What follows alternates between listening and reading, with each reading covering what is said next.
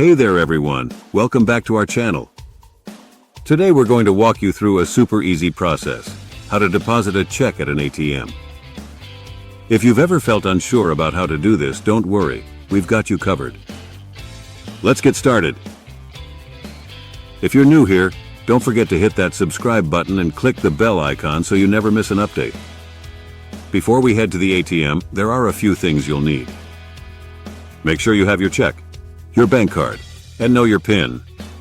Also, a pen to endorse the check is essential. First, endorse the back of your check by signing your name on the endorsement line. Some banks may also require you to write "for deposit only" and your account number. Check with your bank's policy if you're unsure. Now that we're all set, let's head to the ATM. Insert your bank card into the ATM and enter your PIN to access your account. Once you're logged in, select the option for deposits. This might be labeled differently depending on your bank, but it's usually straightforward. Choose the option for depositing checks. The ATM will then prompt you to insert the check into the designated slot. Make sure the check is facing the right way. Most ATMs have diagrams to help you out.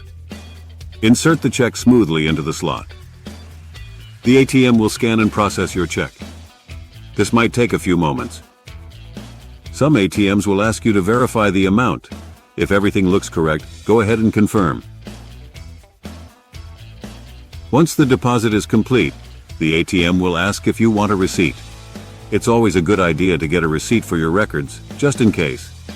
Collect your receipt, and don't forget to take your bank card. And that's it. Depositing a check at an ATM is really that simple. Remember, if you ever run into any trouble, you can always ask for help from your bank's customer service. Thanks for watching.